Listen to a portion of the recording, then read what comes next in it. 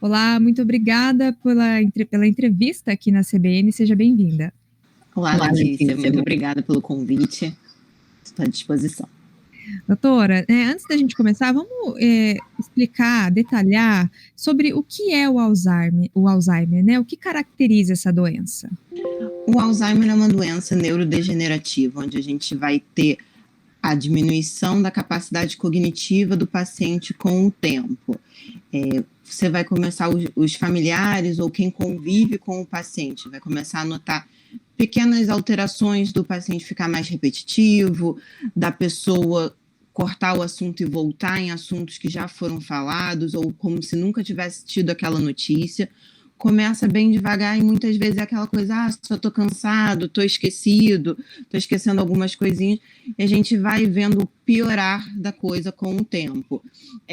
O paciente que tinha uma casa extremamente arrumada passa a ser um pouco mais desleixado em relação aos cuidados da casa, aos cuidados pessoais, e isso tudo vai nos ajudando a trazer o diagnóstico.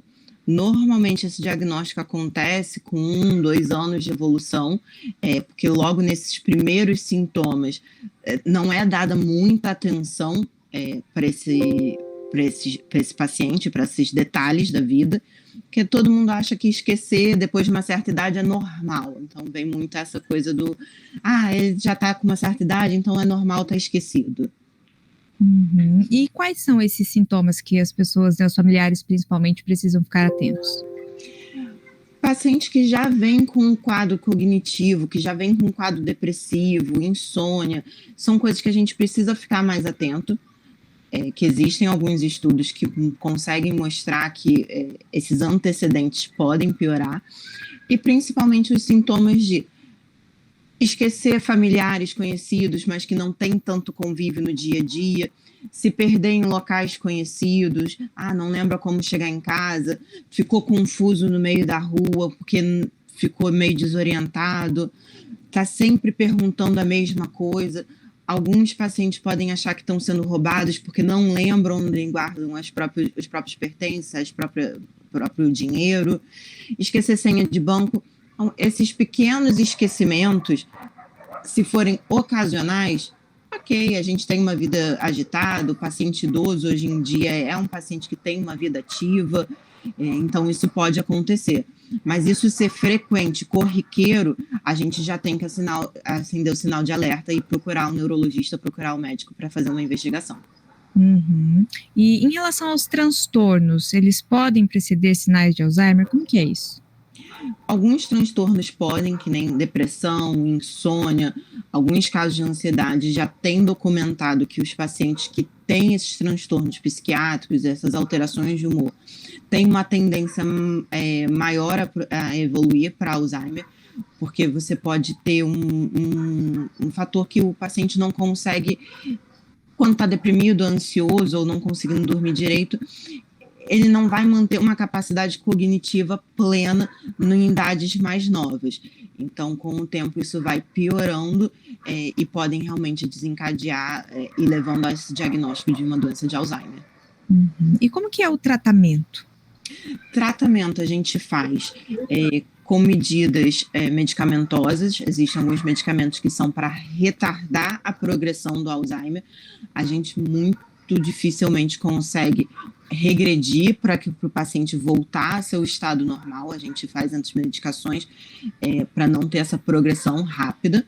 E mudança de estilo de vida. Então, controles de fatores de risco, hipertensão, diabetes, colesterol, ter uma vida social ativa, uma vida cognitiva ativa, que tem muito idoso que fica só sentadinho no sofá vendo televisão.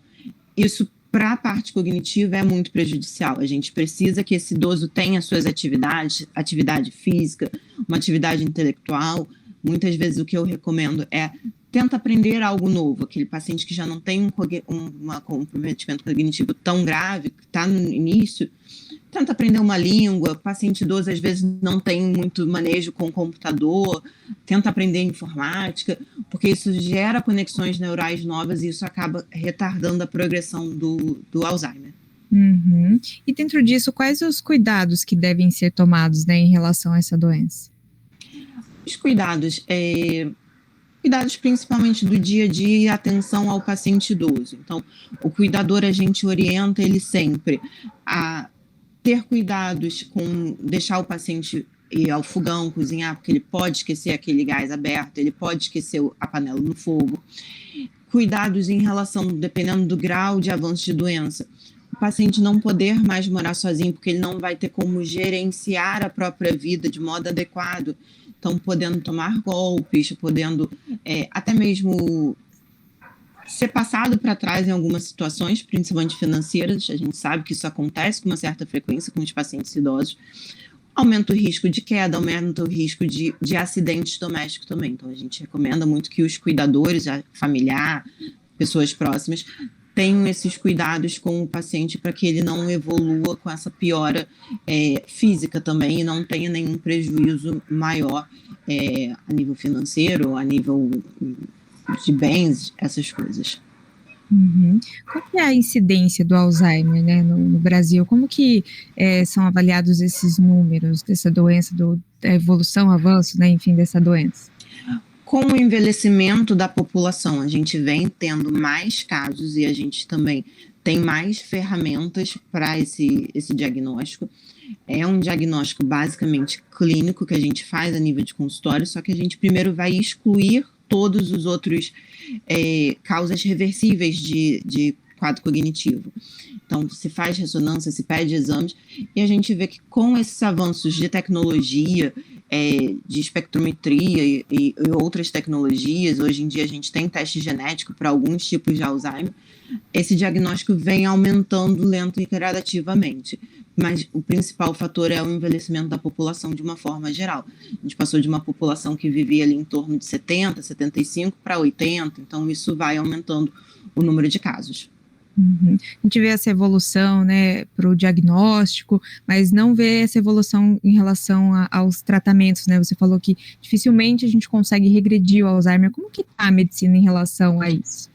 Hoje já tem alguns estudos liberando alguns anticorpos de parte de farmacoimunologia, então são moléculas mais avançadas, para a gente tentar, na fase inicial, conseguir reestruturar as lesões que podem ter a nível de sistema nervoso central e você conseguir ter uma reestruturação dos neurônios, uma melhora dessa parte cognitiva. São poucas as drogas que já têm aprovados para isso pelo FDA ou pela Sociedade Europeia, e são drogas também extremamente caras nesse momento, o que torna a nível socioeconômico brasileiro também uma coisa um pouco mais difícil da gente introduzir nesse momento no mercado. Se eu não me engano, tem uma droga que já foi aprovada ou está em fase de aprovação pela Anvisa, que é um desses anticorpos, que vai entrar no mercado brasileiro nos próximos meses. Uhum. E, bom, um último recado, né, que a senhora poderia deixar para nós em relação, se a gente às vezes tem uma pessoa na família, tá começando esse diagnóstico, a pessoa está suspeitando, né, o que a pessoa precisa fazer e se atentar? Eu acho que o principal é se atentar para esses pequenos esquecimentos, eles se tornam corriqueiros, e não tentar entrar em confronto direto com a pessoa, porque ela não está questionando aquilo, ela não está falando aquilo por mal. Ela realmente não consegue fazer esses links, não consegue ter essa memória do que está acontecendo. Então, não precisa desdizer a pessoa, ah, não, mas é isso ou aquilo. É realmente deixar ela ir naquela linha de pensamento e tentar contornar. Não que nem vários familiares, porque o cuidado no dia a dia acaba sendo mais cansativo, tem horas que entram nesse embate um pouquinho mais direto. Então, acho que a principal é se atentar conforme o esquecimento vai se tornando mais frequente, esse paciente se torna mais repetitivo, para levar o mais precocemente para a consulta médica, para o especialista avaliar. E nos casos que já tem esse diagnóstico ou que já tem um quadro um pouco mais avançado, é qualidade de vida. A gente quer prezar sempre pela qualidade, pela melhora da saúde física, mental, não ter esses confrontos. Muitas vezes a gente também tem que dar o apoio da saúde mental do cuidador, porque é um desgaste, é muito triste ver seu familiar, ver seu ente querido não lembrando de muitas coisas, principalmente que a maior parte eram pessoas extremamente ativas, pessoas extremamente independentes. Então, isso daí também é muito importante, dar o apoio para o familiar que está cuidando ali no dia a dia daquele parente com Alzheimer. Tá certo. Doutora, muito obrigada por essa entrevista aqui na CBN.